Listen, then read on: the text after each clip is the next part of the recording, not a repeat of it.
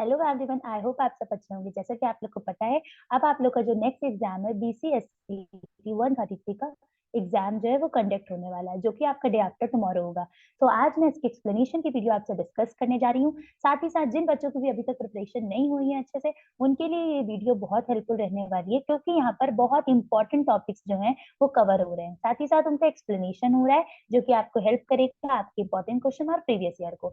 Next video जो हमारी रहेगी वो इंपॉर्टेंट क्वेश्चन और प्रीवियस ईयर की रहेगी। तो आज हम लोग डिस्कस करें एक्सप्लेनेशन वीडियो, जो कि हमारे केमिस्ट्री के टॉपिक्स की है। तो आप लोग हमारे साथ वीडियो के एंड तक बने रहिएगा। तो हम लोग देखते हैं हमारा पहला जो टॉपिक है उसको हम डिस्कस करते हैं, देन उसके यूनिट को, एंड देन आफ्टर।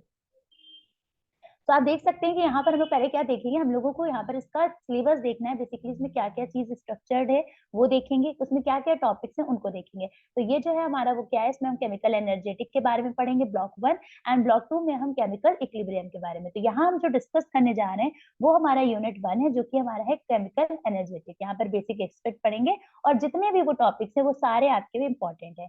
तो देखते हैं हम लोग यहाँ पे इसके स्ट्रक्चर में हम लोग क्या पढ़ेंगे। यहाँ हम लोग ये देखेंगे कि क्या क्या थर्मोडायनेमिक्स जो है उसकी इंपॉर्टेंस क्या है। बेसिकली हम लोग पहले ये पढ़ेंगे थर्मोडायनेमिक्स होता क्या है, उसके कौन कौन से लॉ हैं और वो क्यों इंपॉर्टेंट है। ठीक है, नेक्स्ट हम लोग देखेंगे हमारा स्टेट ऑफ अ सिस्टम इसमें कौन सा है, मतलब इसमें सिस्टम जो है, सिस्टम सराउंडिंग वो क्या है वो पढ़ेंगे। उसके बाद हमारा एक्सटेंसिव और इंटेंसिव वेरिएबल के बारे में पढ़ेंगे। आपको मैं बार बार बोल रही हूँ, ये एक्सप्लेनेशन वीडियो आपके लिए बहुत हेल्पफुल होने वाला है, क्योंकि इसके बहुत सारे क्वेश्चन जो है वो आपके प्रीवियस ईयर में आए हैं। उसके बाद हमारा टॉपिक जो थर्मोडायनेमिक प्रोसेस है, फिर हमारा है work heat energy, reversible irreversible process की बात करेंगे, और उसके बाद जितने भी हमारे लॉ हैं वो सारा कुछ हम डिस्कस करेंगे। तो लेट्स बिगिन।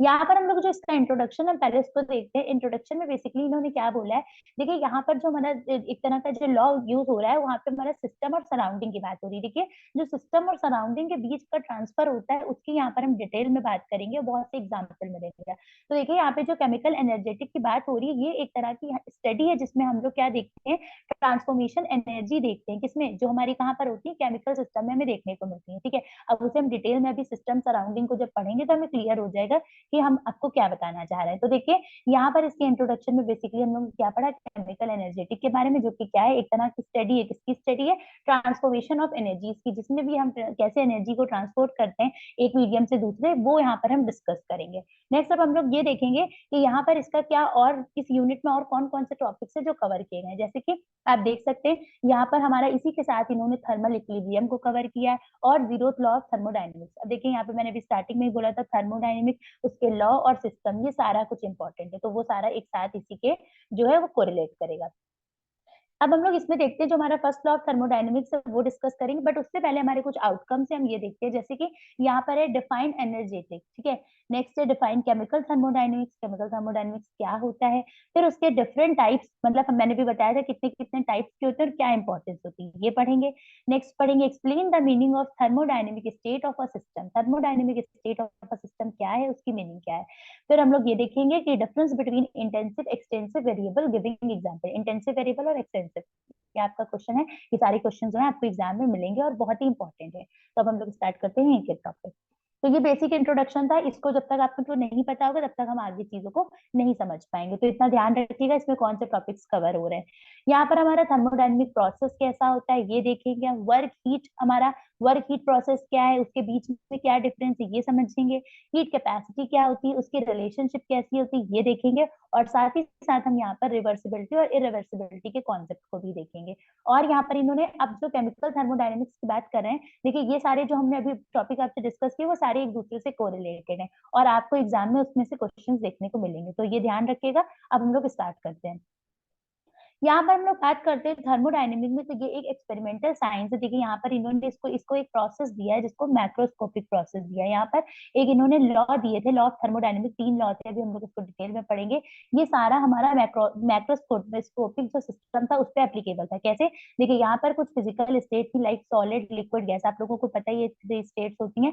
तो ये जो स्टेट थी यहाँ पर इन्होंने इसका कॉम्बिनेशन किया था। इट मीन यहाँ पे एक मैक्रोस्कोपिक सिस्टम था जिसके ऊपर क्या देखा था, जहां पे हमने इस लॉ को जनरलाइज एनालाइज किया था, ठीक है। अब इन्होंने किसने पहला कॉइन किया था, तो जब आप थर्मोडायनेमिक का कोई आंसर डिटेल में एक्सप्लेन करें ना, तो ये लाइन आप लिख सकते हैं, the term thermodynamic was coined bye Lord kelvin, ठीक है। लॉर्ड केल्विन थे जिन्होंने थर्मोडायनेमिक जो था उसको क्या किया था, उसको इन्होंने दिया था, किसमें दिया था, 1824 से 1907 में, ठीक है। ये आपको एज इट इज ऐसे ही लिखना है।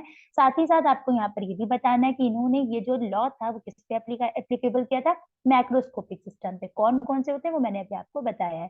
फिर उसके बाद यहाँ पर इन्होंने एक चीज और बोली थी कि थर्मोडायनेमिक मीन्स डायनेमिक, देखिए आप अपनी चीजों को जितना सिंपली एक्सप्लेन करेंगे ना, उतना ही आपके जो एग्जामिनर होगा उसको आपका आंसर समझने में इजी होगा और मार्क्स देने में इजी होगा। आपको बहुत ही टफेस्ट लैंग्वेज नहीं यूज करनी है, इसलिए यहाँ पे मैंने ये जो आपके लिए प्रिपेयर किया है ना वो बहुत ही सिंपल लैंग्वेज में किया है। तो यहाँ पर आप देख सकते हैं थर्मोडायनेमिक मीन्स डायनेमिक, ठीक है। तो ये एक प्रोसेस है, तो आपको इसको मीनिंग के तौर पे भी एक्सप्लेन करना है। अब यहाँ पर हम इसकी इंपॉर्टेंस पढ़ेंगे, तो देखिए इसकी इंपॉर्टेंस की बात अगर हम करें तो यहाँ पर साफ इन्होंने बोला है, जितने भी हमारे लॉ ऑफ थर्मोडायनेमिक्स आप ये पढ़ सकते हैं, it implies that the law of thermodynamics are independent of the structure of atom, which is turn means that even if the structure of atom as we know today is modified and the law of thermodynamic and their applicability will not change। देखो यहाँ पर ये साफ बोल रहे हैं कि जो हम लॉ ऑफ थर्मोडायनेमिक के बारे में पढ़ेंगे वो हमारा एक इंडिपेंडेंट लॉ है, और जहां पर हमें क्या देखने को मिलेंगे, हमें जहाँ पे बहुत सारे स्ट्रक्चर ऑफ एटम्स के बारे में हम पढ़ेंगे, ठीक है। अभी जब हम तीनों लॉ को डिटेल में पढ़ेंगे तब हमें क्लियर हो जाएगा। फिर साथ ही साथ इन्होंने एक और चीज बोली है कि in fact the law of thermodynamic were formulated mainly in the 90th century. कौन सी सेंचुरी में होता है, 19th सेंचुरी में। और इससे पहले हमारी कुछ डिस्क्रिप्शन मतलब कुछ और थ्योरी थी, like quantum theory, mechanic, classical theory, mechanical. तो इन सबसे पहले की बात कर रहे हैं कि यहाँ पर ये कुछ चेंजेस थे जो हमें देखने को मिले थे। अब आगे हम इसकी डिटेल में पढ़ेंगे। अभी हमने पढ़ा थर्मोडायनेमिक्स क्या होता है और इसकी इंपॉर्टेंस क्या होती है। उसके बाद हम लोग यहाँ पर ये देखेंगे कि इसकी रिलेशनशिप कैसी होती है, मतलब यहाँ पर हम मैथमेटिकल इक्वेशन देखेंगे, साथ ही साथ मैथमेटिकल रिएक्शंस देखेंगे कि कैसी रिलेशनशिप यहाँ पर हो रही है किसमें, ठीक है। अभी इसको इन्होंने यहाँ पे बोला है, this in turn allow us apply these laws to practically all the branches of science and engineering. तो यहाँ पर इन्होंने कुछ रिलेशन बताई, जैसे साइंस की रिलेशन होती है और भी सब्जेक्ट से, तो वहां पर ये डिस्कस किया है।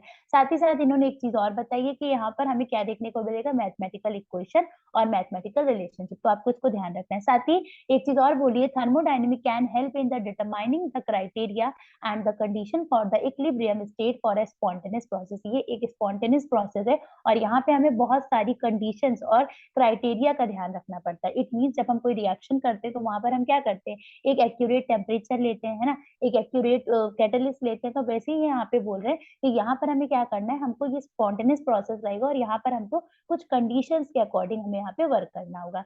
जो थर्मोडायनेमिक है, तो यहाँ पर अब हम लोग बात कर रहे थे, तो इसमें हम लोग ने क्या पढ़ा, थर्मोडायनेमिक्स के बारे में, ठीक है। और यहाँ पर जो थर्मोडायनेमिक्स है वो हमारे क्राइटेरिया, हमारे कंडीशन, इसकी मदद करते हैं और इसमें हमें यहाँ पे ये चीजें देखने को मिलती हैं। अब हम लोग आगे डिटेल में और चीजें पढ़ेंगे। अभी हम लोग ने इंपॉर्टेंस देखी, थर्मोडायनेमिक्स देखा।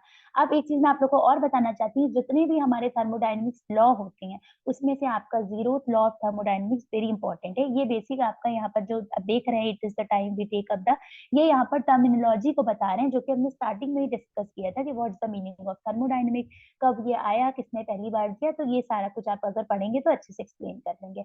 अब नेक्स्ट हम लोग देखते हैं, ये क्वेश्चन है हमारा, what is the importance of thermodynamic in the context of the chemical reaction. देखिए अभी हम लोग ने डिटेल में सारा कुछ थर्मोडायनेमिक्स का पढ़ लिया है, तो अब आपको ना परेशान होने की जरूरत नहीं है कि क्या है ना। तो आपने जितना भी पढ़ा है ना, अगर वो अच्छे से पढ़ा है और उसको आप यहाँ पर अटेम्प्ट करेंगे इस आंसर को, तो पूरा आपका वो जो आंसर होगा वो बिल्कुल एग्जैक्ट होगा। तो कुछ नहीं, आपको इंपॉर्टेंस पता होना चाहिए, थर्मोडायनेमिक क्या है और केमिकल रिएक्शन। अब हम लोग पढ़ेंगे थर्मोडायनेमिक की टर्मिनोलॉजी के बारे में। तो देखिए यहाँ पे थर्मोडायनेमिक जो की टर्मिनोलॉजी की जो बात हो रही है उसमें हम लोग ये देखेंगे कि यहाँ पर हमको ट्राइवल सिस्टम, मतलब एक तरह का, ये किसकी स्टडी हो रही है, थर्मोडायनेमिक की तो स्टडी हो रही है। अब जब हम लोग थर्मोडायनेमिक की टर्मिनोलॉजी की बात करें तो वहां पर हमारी थर्मोडायनेमिक की स्टडी हो रही है।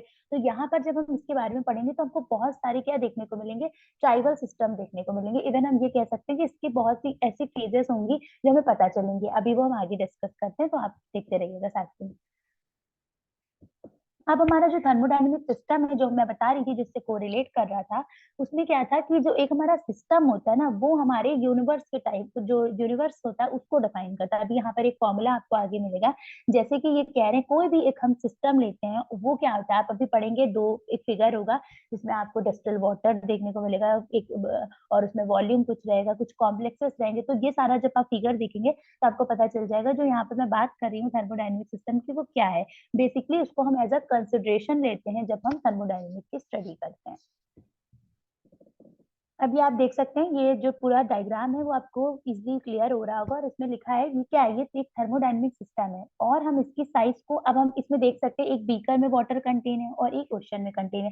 तो हमारा जो सिस्टम होता है वो बेसिकली इसी को ही तो डिटरमाइन करता है कि हाउ हाउ टू कंज्यूम, मतलब कितना हम कंज्यूम। अब एक बीकर होता है, उसमें आप देखते हैं कि उसमें आपको ऐसे मेजरिंग स्केल दिया रहता है, उसके अकॉर्डिंग हम क्या करते हैं, हम चीजों को कंज्यूम करते हैं उसमें। तो जब अभी हम सिस्टम को डिटेल में, सिस्टम का फॉर्मूला एक हमारा सिस्टम प्लस सराउंडिंग का फॉर्मूला होता है जो इसी से कोरिलेट है। अभी के लिए आप इतना समझिए कि थर्मोडायनेमिक सिस्टम क्या है। तो आप ये देख रहे हैं, इस फिगर से आपको क्लियर होगा। थर्मोडायनेमिक सिस्टम के बारे में एक चीज और बता रहे हैं कि जैसे इन्होंने जो फिगर है इसको ये बता रहे हैं कि अगर एक cap glass well containing water और अ रिएक्शन मिक्सचर, अब एक चीज ये बोल रहे हैं कि जैसे हम लोग क्या करते हैं, बहुत से रिएक्शंस करते हैं अपने, अब जैसे लैब्स में बहुत से रिएक्शन करते हैं, तो वहां पे हमें क्या देखने को मिलती है, वहां पे बहुत सा रिएक्शन के मिक्सचर देखने को मिलते हैं। कई कई चीजें ऐसी होती हैं, जैसे हमें क्या, जैसे हमारा प्रोडक्ट हमें कुछ और लेना होता है लेकिन वो चीज नहीं मिलती है, तो हम क्या करते हैं, उसमें सब्सटीट्यूट ऐड करते हैं। तो ये जो अभी हम लोग ने पिक्चर देखी, उसमें बस क्लियर यही चीज हमको ही समझाना चाह रहे हैं कि कोई भी ना बाउंड्री नहीं होती है, ये एक आपका प्रॉपर सिस्टम होता है जिसमें क्या करते हैं हम लोग, जिसमें जिस जो भी चीज वो कंज्यूम करेगा वो उसी के अकॉर्डिंग रहेगा। जैसे ओशन का कंज्यूमिनेशन देखे तो वो अलग है, और बीकर का कंज्यूमिनेशन देखे तो वो अलग है। तो यहाँ पर हम ये नहीं कह सकते कि फिक्स वॉल्यूम है या फिक्स सिलेंडर है। तो ये सारा चीजें, ये इन्होंने एग्जाम्पल में आपको दिया कि कोई भी चीज प्रॉपर हम फिक्स नहीं बता सकते।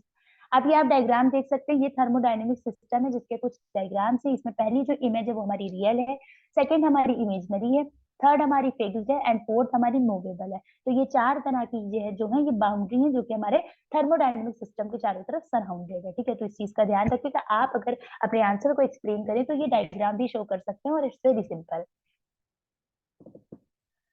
अब यहाँ पे हम लोग पढ़ते हैं होमोजेनस सिस्टम और हेट्रोजेनस सिस्टम। तो देखिए, होमोजेनस सिस्टम नेम से पता चल रहा है, homo it mean same and hetero it mean different. तो जहां पर हमें क्या देखने को मिलता है, जैसे अब एक बीकर को इन्होंने बताया कि वो अभी एक एक्वा सोल्यूशन को कंटेन कर रहा है, साथ ही साथ वो सॉल्ट को भी कंटेन कर रहा है और शुगर को भी कंटेन कर रहा है। तो वो किसका एग्जाम्पल है, वो हमारा होमोजेनस का। बट हेट्रोजेनस में हमें क्या देखने को मिलेगा, दो या दो से ज्यादा डिफरेंट, मतलब वहां पे क्या चीजें, जो चीजें हैं वो अलग से सेपरेटेड है। एक बीकर में हमने आइस ले लिया, ठीक है, उसमें वाटर भी ले लिया, फिर उसके बाद हम ये भी कह सकते हैं कि हमने उसमें मिल्क भी ऐड कर दिया। तो वहां पर हम क्या देख रहे हैं, वहां पे हमें सेपरेट बाउंड्रीज देखने को मिल रही है। So they are a part of a heterogen. But homogeneous में ऐसा नहीं है। अगर हमने उसमें एक्वस सोल्यूशन लिया है ऑफ सॉल्ट और वाटर, तो वो क्या होगा, वो हमारा सेम कॉम्पोजिशन का रहेगा, और वो हमारा किसका पार्ट होगा, होमोजेनस। आप ये देख सकते हैं, ये डायग्राम आपको क्लियर है। एक आपका जो ए डायग्राम है वो होमोजेनस का, जिसमें हमारा सॉल्ट और वाटर है, और हेट्रोजेनस जिसमें हमारा आइस एंड वाटर है। तो आपको अलग से ही कंपोजिशन समझ में आ रहा है कि which one is homogeneous and which one is heterogeneous. Now हम लोग अब नेक्स्ट देखेंगे इसके बारे में और डिटेल में। तो आप ये जितनी चीजें, इन सबको अच्छे से ध्यान में रखिएगा, क्योंकि ये सारी चीजें एक दूसरे से कोरिलेटेड है। अब हम लोग सराउंडिंग्स के बारे में देखते हैं। तो देखिए, सराउंड, मैंने बोला था सिस्टम और जो सराउंडिंग है वो एक दूसरे से कोरिलेट करते हैं। मतलब हम ये कह सकते हैं, जो हमारा सिस्टम है और जो सराउंडिंग है वो एक दूसरे को बांध के रखता है। ये सब हम कह सकते हैं कि वो हमारा एक तरह का, ये कह सकते हैं कि एक तरह के एक दूसरे को, दोनों को बांध के रखता है। जो surrounding of the system of test tube contain, ये यहाँ पर एक इन्होंने लैब की बात की है, इसको मैं पॉइंट को आपको पहले तो डिक्टेट करती हूँ, देन फिर समझाती हूँ। The surround of the system of a test tube containing distil water are its immediate surrounding, the laboratory bench, the people around और may be the laboratory। ऐसा हो, मतलब कि अगर जैसे जैसे डिस्टिल वाटर है, ठीक है, यहाँ पर लैब की बात हो रही है, अगर हम लैब में डिस्कस करें तो वहां पर कुछ सराउंडिंग्स होती है, लाइक हमारी टेस्ट ट्यूब कोई डिस्टिल वाटर कंटेन कर रहा है, तो उसमें कोई मेजरमेंट होगी ना। ऐसा तो नहीं कि हम कुछ भी उसमें कंटेन कर लेंगे, एक प्रॉपर मेजरमेंट लेंगे ड्रॉपर से कि हमको कितना लेना है ना। तो जो सिस्टम हमारा, जो भी सिस्टम होगा, वो हमारे सराउंड से क्या करेगा, एक तरह का इंटरेक्ट करेगा। इसीलिए ये दोनों एक दूसरे को बाइंड अप करके रखते हैं। अब यहाँ पर एक चीज और, इन्होंने ओजोन होल की बात की। ओजोन होल को सिस्टम में इन्होंने जो बात की, इन्होंने क्या कहा था, यहाँ पर जो उसका आउटर पार्ट था, जॉइनिंग पार्ट जो था स्ट्रेटोस्फेयर का, वो किससे था, वो हमारा लिंक था, किससे लिंक था, वो हमारे लोअर पार्ट ऑफ मीजोफेयर। मीजोफेयर आपको पता ही है कौन सी है, लेयर अबव द स्ट्रेटोस्फेयर। और वो क्या, ये तीनों किससे लिंक था, अपर पोर्शन से, किसके, ट्रोपोस्फेयर से। तो यहाँ पर इन्होंने बताया है कि ये भी तो एक तरह का सिस्टम ही है, जिसको एक हम अरेंज फॉर्म में देख रहे हैं कि पहले हमारा क्या था, पहले हमारा सराउंडिंग में सबसे पहले हमने सबसे पहली चीज जो देखी, लोअर पार्ट देखा, देन हमने अपर पोर्शन देखा। तो ये चीज क्या है, ये एक दूसरे को, ये हमारा एक तरह का सिस्टम पोर्शन को ही एक्सप्लेन कर रही है। अब यहाँ पे हम लोग बात करते हैं टाइप्स ऑफ सिस्टम की। टाइप्स ऑफ सिस्टम में क्या देखेंगे, ऐसा देखिए, a system is always separate from it surrounding by a boundary. तो कोई भी सिस्टम को अगर हमें सेपरेट करना है तो उसके लिए हमको क्या, प्रॉपर बाउंड्री चाहिए होगी। अब जैसे अगर हम लोग कोई भी अगर एक्सपेरिमेंट करते हैं तो क्या होता है, अगर वो एक बार में वो हमारा नहीं करेक्ट होता तो हम क्या करते हैं, हम कई बार दूसरा कभी रिएक्शन करते हैं तो हम उसका दूसरा कैटलिस्ट यूज करते हैं, है ना, दूसरी चीजों का यूज करते हैं। तो जब तक कि कोई अगर नेक्स्ट चीज नहीं यूज करेंगे तब तक कि वहां पर वो प्रोसेस इजीली कंडक्ट नहीं होगा। तो ये यही यहाँ पे बता रहे हैं, कोई भी बाउंड्री ऑफ द सिस्टम जो होगी, वो अगर हमारी एनर्जी को ट्रांसफर कर रही है सिस्टम में, अगर एनर्जी को या हमारे आयंस को ट्रांसफर कर रही है सिस्टम में, तो वो सिस्टम हमारा किस क्या होगा, ओपन सिस्टम होगा। एक एग्जाम्पल इन्होंने दिया है, a glass test tube containing hot water is an example of an open system, as water can be removed or more water or some other kind of matter can be added to the, also the temperature of water can be increased और decrease। तो ये चीज इन्होंने बताया, ये experiment अगर एक glass test tube है और वो हॉट वाटर को कंटेन कर रही है तो वो हमारा ओपन सिस्टम का एग्जाम्पल माना गया है, ठीक है। बट वही अगर वाटर को हम रिमूव कर दें तो वहां पर हमें हॉटनेस और कोल्डनेस देखने को मिलेगी। तो ये इन्होंने ओपन सिस्टम के बताया। अब हम लोग पढ़ते हैं क्लोज सिस्टम के बारे में। क्लोज सिस्टम में अगर हम बात करें तो क्लोज सिस्टम में हमें ये देखने को मिलता है कि यहाँ पर हमारे जो आयंस होते हैं उनका जो ट्रांसफॉर्मेशन होता है वो नहीं होता, मीन्स ये इजीली ट्रांसफॉर्म नहीं हो पाते हैं। और वहां पर जो एनर्जी होती है वो अलाउ होती है, बस वहां पे आयंस हमारे ट्रांसफॉर्म नहीं हो पाते। जैसे कि in a glass test tube containing hot water is a suitably capped such as the matter exchange is not allowed if would become a closed system। अब यही चीज देखो वहां पे बता रहे हैं, जहां पर हमारे क्या होंगे, हमारे आयंस का ट्रांसफॉर्मेशन नहीं होगा तो वो हमारे किसके पार्ट हो जाएंगे, क्लोज सिस्टम के। यहाँ पर भी हमें देखने को मिलेगा जो टेम्परेचर ऑफ वाटर है वो इंक्रीज और डिक्रीज, तो ये दोनों आप समझ जाइए। अब इन्हीं दोनों को मिला के हमारा बनता है आइसोलेटेड सिस्टम, वो डिस्कस करते हैं, देन हम ये डायग्राम डिस्कस करते हैं। डायग्राम देखिए आपको क्लियर ही होगा, open system, close system, isolated. जो भी इस टाइप के आंसर को अटेम्प्ट करता है क्लास में, तो अपने अपने पेपर में अटेम्प्ट कर रहा है या कभी भी पढ़ रहा है, तो ध्यान रखिएगा ये डायग्राम जरूर बनाएं। इनके आंसर्स को आप एक्सप्लेन करेंगे अच्छी चीज है, लेकिन ये डायग्राम भी थोड़ा सा इंप्रेसिव है, तो इसको जरूर बनाइएगा, और इससे आपके जो भी एग्जामिनर है वो आपका, आप जो भी कहना चाहते हैं उसे जल्दी समझेंगे। यहाँ पर देखिए पहला हमारा ओपन सिस्टम है, जिसमें क्या हो रहा है, एनर्जी और मैटर दोनों एक्सचेंज कर रहे हैं सराउंड से, क्लियर। क्लोज सिस्टम में आप देख रहे होंगे एनर्जी एक्सचेंज हो रही है energy exchange. Whereas isolate system में देखें तो ना ही हमारा एक्सचेंज ऑफ एनर्जी हो रही है और ना ही हमारा एक्सचेंज ऑफ मैटर हो रहा है। तो ये जो तीनों सिस्टम, इनका बहुत अच्छे से ध्यान रखना है, ओपन, क्लोज और इन दोनों को मिलकर बनता है आइसोलेट। आइसोलेट में हमारा कोई भी एक्सचेंज ऑफ एनर्जी नहीं देखने को मिलती है, क्लोज सिस्टम में एनर्जी एक्सचेंज होती है, और ओपन सिस्टम जो होती है उसमें एनर्जी और मैटर दोनों ही हमारे क्या होते हैं, एक्सचेंज होते हैं। अब यहाँ पर फिर इन्होंने एक एग्जाम्पल दिया कि अगर एक हाँ एक ग्लास टेस्ट ट्यूब में क्या करें, हॉट वाटर को उसमें प्लेस करें इनसाइड अ थर्मो फ्लास्क और इस wrapped with a thick thermal insulating material if would become an isolated system. तो वही चीज देखिए यहाँ पर ये आइसोलेटेड सिस्टम के जो एग्जाम्पल है उसको डिस्कस करें। जैसे मैंने अभी आपको ओपन और क्लोज में बताया कि इन्होंने क्या किया, एक ग्लास टेस्ट ट्यूब ली, उसमें हॉट वाटर लिया और उसके बाद उसको रैप करके एक इंसुलेटिंग मटेरियल, मतलब उसकी तरीके से अच्छे से रख दिया। तो ये कह रहे हैं कि यहाँ पर हमें क्या देखने को मिलेगा, हमें यहाँ पर कोई भी एनर्जी का एक्सचेंज नहीं देखने को मिलेगा सिस्टम में, हमें कोई भी एनर्जी देखने को नहीं मिलेगी। Different types of thermodynamic system को अब हम डिटेल में पढ़ते हैं। अभी हमने तीन पढ़े, क्या, ओपन पढ़ा, क्लोज पढ़ा, और आपका जो है ये मेन पढ़ा जो कि हमारा आइसोलेटेड सिस्टम था। तो ये तीनों जो थे वो अलग सिस्टम थे। अब इसी से रिलेटेड एक क्वेश्चन है, difference between open, close and isolated system with the help of suitable diagram. मैंने बोला था कि एग्जांपल्स आपको इसमें जो है वो नहीं है, यहाँ पे लिखा है डू नॉट यूज एग्जांपल्स, तो ठीक है वो आपको नहीं यूज करना, बट आपको जो डायग्राम है वो मस्ट बनाना है, और वो डायग्राम जैसा भी आपने पिक्चर में देखा था आपको एज इट इज बनाना है, ठीक है, और साथ ही साथ इसको डिफरेंशिएट भी करना है। तो जितना भी पढ़ाया है उसी से रिलेटेड क्वेश्चन है, आप सॉल्व करिए। अब आगे हम लोग नेक्स्ट टॉपिक देखते हैं।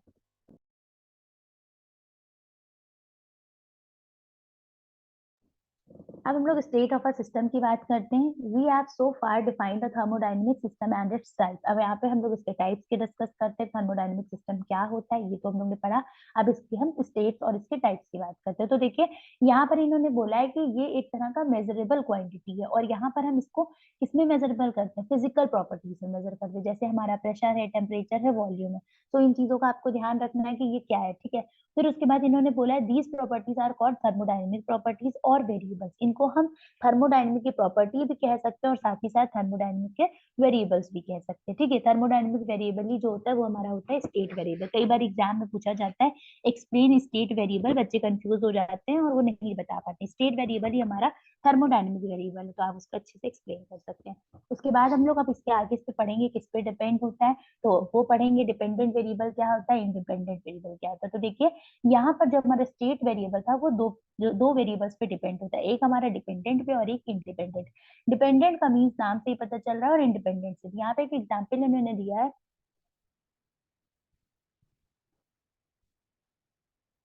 यस हिमांशु, आप लोगों को कोई भी क्वेरी है तो आप लोग पूछ सकते हैं। If you have any query ask. No ma'am. अच्छा आप लोग बेटा, नेक्स्ट आपका एग्जाम कौन सा है? Ma'am mine is in English language. Oh yes. Okay Himanshu, आपका हमारा क्या है, V is equal to NRT divide by P। देखिए यहाँ पर जो V है वो हमारा क्या है, वॉल्यूम है। जैसे जो भी गैस होती है किस पे हमारा वॉल्यूम डिपेंड होता है वो होता है, ठीक है। साथ ही साथ हमारा NRT P जो है वो है हमारा टेम्परेचर प्रेशर। वॉल्यूम जो होता है वो हमारा किसका एग्जाम्पल है, डिपेंडेंट वेरिएबल का। आपके एग्जाम में ऐसा क्वेश्चन आता है जिसमें सीधा पूछते हैं कि बताइए, आपको तीन चार चीजें दे दी जाती है और कहा जाता है इसमें आइडेंटिफाई करिए कि which one is dependent variable and which one is independent. तो आपका जो यहाँ पे मैं बात कर रही हूँ, जो वॉल्यूम आपका है वो किस पे डिपेंड करता है, वो आपके डिपेंडेंट वेरिएबल पे। टेम्परेचर भी उसी का पार्ट है एंड प्रेशर भी। उसके बाद ये आपको एक डिटेल में देखना है कि कौन सा डिपेंडेंट है और कौन सा इंडिपेंडेंट है। अब यहाँ पर हम लोग पढ़ते हैं एक्सटेंसिव और इंटेंसिव वेरिएबल के बारे में। तो देखिए ये थर्मोडायनेमिक के वेरिएबल्स हैं जिनको दो ग्रुप में कैटेगराइज किया है। एक आपका इंटेंसिव क्या है, एक एक्सटेंसिव क्या है। अच्छा क्लास, जिसके पास भी ये नहीं है या नोट्स नहीं है तो वो साथ ही साथ पढ़ते पढ़ते बना सकते हैं, तो वो आपको हेल्प करेगा, ठीक है।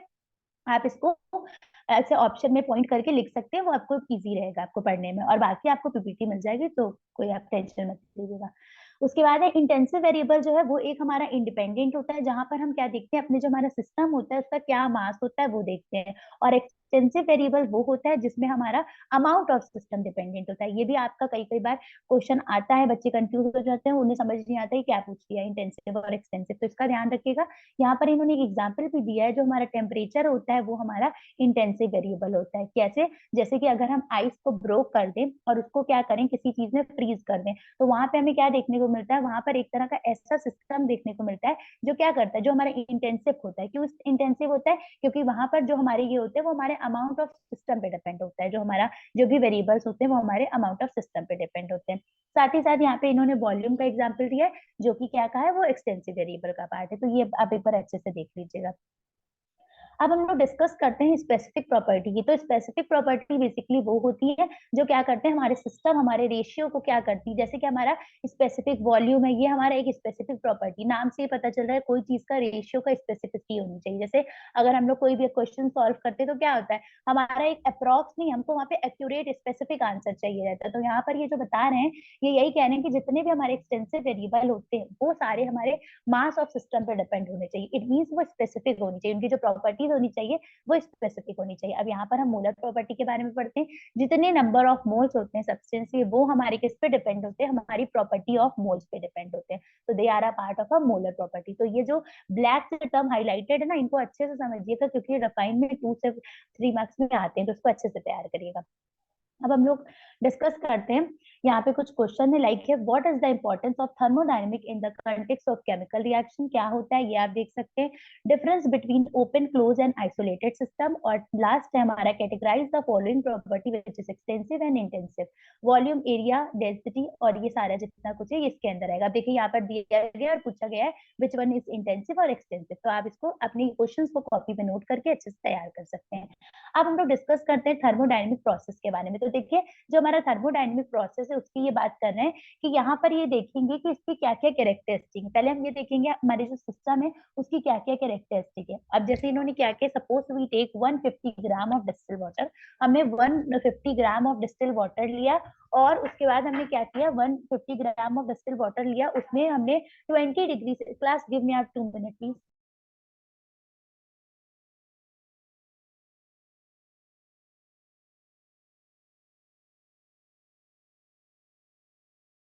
से हो रहा है, ये जो यहाँ पर ये बता रहे हैं कि suppose we take 150 gram of distil water, है ना, उसमें हमने 20 डिग्री सेल्सियस बीकर में और इसको हीट करा, फिर हमको क्या टेम्परेचर मिला। तो ये जो पूरा प्रोसेस है ना, ये हम लोग बेसिकली लैब में करते हैं, बट इसे समझने के लिए अभी आपको डायग्राम मिलेगा जिसमें आपको इनिशियल और फाइनल स्टेट पता चलेंगे। आप देख रहे हैं कि हमारा ब्यूरेट है और नीचे हमारा क्या है, नीचे हमारा जो है वो हमारा बीकर है। अब इसमें हमें क्या करना होता है, हमारा जो भी हम लोग सोल्यूशन लेते हैं उसको हम वेसल में देते हैं और उसके बाद हम क्या करते हैं, उस ये जो हमारा बीकर है उसको प्योरेट के नीचे रखते हैं और उसके बाद जब तक इसमें हमें पिंक कलर देखने को नहीं मिल जाता है तब तक कि हम इस जितने भी हमारा ब्यूरेट में जितना भी सोल्यूशन भरा है हम उसको इस बीकर में मतलब जैसे एक तरह से पोर अप करते रहते हैं। जब तक इसमें पिंक कलर नहीं शो हो जाता, इट मीन वहां पे जो प्रोसेस है वो कंडक्ट नहीं प्रॉपर होगा। जब वो एक बार वो कलर फाइनल मिल जाता है देन वो सही हो जाता है। उसके बाद हम लोग एक स्टॉप पे रोक देते हैं और जो भी रीडिंग जो भी टेम्परेचर होता है उसको नोट कर लेते हैं। तो ये एक आपका लैब प्रोसेस है, इतना समझ लीजिए तो उसको अपने आंसर्स में लिख देंगे। Change of state or a thermodynamic process to occur at least one of the thermodynamic variable must change। ये चीज साफ इन्होंने बोली है कि जो हमारी जितने भी थर्मोडायनेमिक प्रोसेस हैं वो एक तरह के किससे रिलेट करते हैं, हमारे थर्मोडायनेमिक वेरिएबल से। तो ये चीज आप ध्यान रखिएगा थर्मोडायनेमिक प्रोसेस को एक्सप्लेन करते समय। साथ ही साथ हम लोग कुछ पैरामीटर्स की यहाँ पे इन्होंने बात की, लाइक वॉल्यूम है, प्रेशर है, ये सारे जो है ये चेंज नहीं होते हैं, ये आप लोगों को भी पता है, इनका ध्यान रखना है। अभी एक चीज और भी है कि यहाँ पर हम लोग साइक्लिक प्रोसेस की बात करें, वो भी हमारा थर्मोडायनेमिक प्रोसेस का ही पार्ट है। यहाँ पर हम क्या देखते हैं, ये एक ऐसा प्रोसेस है जहाँ पे जो हमारे नंबर ऑफ मतलब जितने भी सिस्टम होते हैं उसमें जितने नंबर ऑफ आयंस का चेंज होता है। आप देखिए स्टेजेस होती है, एक हमारी फाइनल स्टेज होती है और एक हमारी इनिशियल स्टेज होती है। तो जब फाइनल से इनिशियल स्टेज में हमारे क्या होते हैं, हमारे जितने भी आयंस होते हैं या जितने भी नंबर ऑफ मॉलिक्यूल्स होते हैं वो क्या करते हैं, वो कन्वर्ट होते हैं। तो वहां पर हमें क्या देखने को मिलता है, वहां पे हमें ये देखने को मिलता है कि वहां पे जो प्रोसेस हो रहा होता है वो हमारा साइक्लिक प्रोसेस होता है। इसमें क्या होता है, जो हमारा स्टेट ऑफ सिस्टम होता है वो चेंज नहीं होता है, वो एज इट इज रहता है। तो साइक्लिक प्रोसेस का ये पॉइंट है, इसको याद रखिएगा कि स्टेट ऑफ सिस्टम जो होता है वो चेंज नहीं होता है। अब हम लोग आगे देखते हैं इसके बारे में कुछ इंपॉर्टेंट चीजें। इसमें हमारी जो थर्मोडायनेमिक प्रोसेस जो हम पढ़ रहे हैं उसको भी इन्होंने बहुत टाइप्स में डिटेल में बताया है, वो मैं एक एक डिस्कस करूंगी। जैसे हमारा पहला है यहाँ पर आइसोथर्मल प्रोसेस। देखिए आइसोथर्मल प्रोसेस नाम से ही पता चल रहा है, आइसो का मीन्स होता है एक तरह से हम कह सकते हैं सेम। यहाँ पर इन्होंने ये बोला है कि जो आइसोथर्मल प्रोसेस होता है वो क्या करता है, हीट को फ्लो करता है, मतलब फ्लो करता है इन और आउट सिस्टम में, ठीक है, इनवर्ड और आउटवर्ड फ्लो करता है। और साथ ही साथ यहाँ पर जो हमें थर्मल इक्विलिब्रियम देखने को मिलता है वो किसके बीच में देखने को मिलता है, सिस्टम और सराउंडिंग के बीच में। मतलब जो इन और आउट का जो इसका फ्लो हीट फ्लो मूवमेंट होता है ना, वो हमें सिस्टम और सराउंडिंग के बीच में देखने को मिलता है and they are a part of a isothermal process. ठीक है, तो यहाँ पर आपको इस चीज का ध्यान रखना होगा। साथ ही साथ अब हम लोग नेक्स्ट डिस्कस करेंगे जो हमारा प्रोसेस है आइसोथर्मल प्रोसेस में। बेसिकली इतना आपको ध्यान रखना है वो क्या होता है। प्रोनाउंस के लिए इन्होंने यहाँ पर लिखे लिखा है आइसोथर्मल। बहुत से बच्चे इसको मतलब सो थर्मल आई नहीं पढ़ते हैं, बहुत से लोगों का प्रोनाउंसिएशन थोड़ा सा अलग होता है, लेकिन ये जो है इसको प्रॉपरली हम लोग बोलते हैं आइसोथर्मल प्रोसेस। यहाँ पर एक एग्जाम्पल भी दिया है कि 1 मोल ऑफ आइस और वाटर को अगर हम करेंगे तो हमको पता चल जाएगा कि वहां पर कितना मेल्टिंग पॉइंट है। ये भी आपको बेटा लैब्स में करने को मिलता है और वहां पे मेल्टिंग पॉइंट निकाला जाता है। तो आप as it is melting point को याद कर लीजिए, 273.16 के, ये आपका जो है यहाँ पर ये 1 atm मतलब 1 एटमॉस्फेरिक प्रेशर बोला गया है। तो इसको अच्छे से तैयार कर लीजिए। अब इसका हम डायग्राम आपको दिखाते हैं। ये हमारा एडिबिक प्रोसेस है। अब इसमें एक हमारा क्या है, आइसोथर्मल का ग्राफ है, एक एडिबिक। एक चीज मैं और आपको बता दूं, जब आप इस टाइप के आंसर अटेम्प्ट करें ना तो प्लीज कोशिश करिए कि ग्राफ डायग्राम इन सब से अपने आंसर को प्रेजेंट करें, बहुत ही इंप्रेसिव होता है। और मैं अपना एक्सपीरियंस भी आप लोग को बता रही हूँ कि इससे आपके ना मार्क्स अच्छे होते हैं। मतलब जो एग्जामिनर होता है उसको लगता है कि बच्चे को नॉलेज है टॉपिक की, तो ये सब चीजों का यूज कोशिश किया करिए, अपने आंसर्स में ज्यादा से ज्यादा करिए। अब हम लोग डिस्कस करते हैं एडिबिक प्रोसेस। ये क्या है, यहाँ पर हीट जो होती है वो क्या करती है, यहाँ पर कोई एनर्जी जो होती है वो यूज नहीं होती, बट यहाँ पर ये हम कह सकते हैं कि हमारी हीट जो होती है वो एक टाइम बाद इन होती है और फिर वो लीव हो जाती है। मतलब उसमें ऐसा नहीं है कि वो प्रॉपर सिस्टम पे रहती है। आप यहाँ पे ग्राफ देख सकते हैं, एक में हमारा पीवी जो है वो कांस्टेंट है, बट एक में हमारा पीवी देख सकते हैं वो कांस्टेंट नहीं है, क्योंकि वहां पर हमारा वाई गामा लगा हुआ है जो कि हमारे टेम्परेचर को क्या कर रहा है, चेंज कर रहा है। तो इसको आपको एज इट इज तैयार करना है अपने एग्जाम में। साथ ही साथ आपको इसमें ये भी ध्यान रखना है कि इसमें हीट नहीं अलाउ होती है। अब हमारे जो अभी जो डायग्राम आप देख रहे हैं ये भी एक तरह के थर्मोडायनेमिक प्रोसेस के पार्ट है। एक होता है हमारा आइसोबेरिक और एक होता है आइसोकेरिक, ठीक है। तो आइसोबेरिक जो होता है उसमें पी कांस्टेंट होता है और आइसोकोरिक में बी कांस्टेंट। देखिए क्लास कई कई बार अभी जैसे अभी तो आप लोग ठीक है इग्नू का पढ़ रहे हैं, ठीक है, आगे के लिए भी मैं बता रही हूँ। कई बार चीजें ऐसे आपसे ओरली पूछ की जाती है, एमसीक्यू टाइप में पूछ की जाती है कि आइसोबेरिक जो होता है ना, आइसोबेरिक में बताइए क्या कांस्टेंट होता है। तो बच्चे कंफ्यूज हो जाते हैं, किसी को प्रेशर लगता है, किसी को वॉल्यूम लगता है। तो इन सब चीजों को ना इसे डायग्राम से तैयार करने की कोशिश कीजिए। ये ग्राफ आप देख रहे हैं जिसमें हमारा वॉल्यूम हमारा जितना भी होगा, जितना भी ये प्रेशर कांस्टेंट होगा वो आइसोबेरिक होगा, और जिसमें वॉल्यूम होगा वो हमारा आइसोकोरिक होगा। तो इस डायग्राम से आप ये बता सकते हैं कि आपके गैसेस सिस्टम कौन कौन से, एक है आइसोबेरिक और एक होता है आइसोकोरिक। और उसके बाद ये ग्राफ तैयार करिएगा। अब हमारा जो आइसोबेरिक प्रोसेस इसकी बात कर रहे हैं, ये एक तरह का प्रोसेस है जहां पर हमारा जो प्रेशर होता है वो चेंज नहीं होता है, ठीक है। यहाँ पर फ्रिक्शनलेस होती है, मतलब एक इसका भी पूरा एक्सपेरिमेंट किया गया था कि एक इन्होंने क्या किया था, पिस्टन ली थी और उसके ऊपर क्या किया था इन्होंने, उस पे देखा था कि जो वहां पर उसका जो मास था वो दिख रहा था, वहां पे फ्रिक्शन शो हो रही थी। मतलब कि आइसोबेरिक प्रोसेस में इन्होंने ये देखा था कि वहां पे प्रेशर चेंज नहीं हो रहा था। और सिलेंडर का एग्जाम्पल इन्होंने लिया था, वो जब आप कभी आगे डिटेल में कभी पढ़ेंगे तो ये चीज आपको मिलेगी। Am I audible class? Yes ma'am, आपकी आवाज आ रही है। मैसेज आया है बच्चे का। बेटा आपकी तरफ आई थिंक नेटवर्क इश्यू होगा, मैं तो इधर हाँ से तो कोई दिक्कत नहीं है। Okay so now we will start. तो यहाँ पर हम लोग यहाँ बात करें तो ये क्या हमारा रिप्रेजेंट करता है, ये हमारा पीवी जो डायग्राम होता है उसको मींस हमारा प्रेशर और वॉल्यूम के विद रिस्पेक्ट में जो डायग्राम होता है वो हमारा इंडिकेटर डायग्राम होता है। अच्छा कोई मुझे बताएगा, मैं जरा क्वेश्चन पूछ लेती हूँ, मेरे को लगे तो समझ में आ रहा है कि नहीं। हाँ आप ही बताइए अभी। हाँ आयशा आप बताइए, ये जो मैंने भी बात करा है, मैं ये बात कर रही हूँ इंडिकेटर डायग्राम में, इसमें मैं कौन से दो नेम्स की बात कर रही हूँ। मैम, प्रेशर और वॉल्यूम। यस, प्रेशर और वॉल्यूम अभी हम कहाँ पढ़ के आए। मैम, आइसोबैरिक में, आइसोकोरिक में और यस, थर्मोडायनेमिक प्रोसेस के अंदर। Yes very good, absolutely right. ठीक है, तो आपको क्लियर है। तो ये इंडिकेटर डायग्राम है और वहां पर हमको ये पीवी डायग्राम जो होता है वो इंडिकेटर डायग्राम को डिफर करता है, और वो क्या है, वो हमारा आइसोबेरिक और आइसोकोरिक है, ठीक है। अब यहाँ पर ये बेसिकली आप एक बार रीड कर सकते हैं। अब हम यहाँ से हमारा नया टॉपिक स्टार्ट हो गया जो कि हमारा है work heat and heat capacity. यहाँ पर इन्होंने छोटी छोटी चीजों को हर चीजों में मतलब कोरिलेट किया। मैंने स्टार्टिंग में ही बोला था कि जो स्ट्रक्चर यहाँ पे मैं डिस्कस कर रही हूँ वो एक दूसरे से इसके सारे टॉपिक कोरिलेट है। तो जब तक आपको पहले का नहीं समझ में आएगा तब तक आगे का नहीं समझ, हीट कैपेसिटी ये रहेगा टॉपिक। तो वो उसकी यूनिट 2 है, उसका मैं अलग से डिस्कस करूंगी पूरा डिटेल में। आज के लिए तो मैं इतना ही करूंगी। मैं थोड़ा सा आप लोगों से कुछ बात करना चाह रही थी। हाँ साहिल, साहिल आपको आवाज आ रही है मेरी।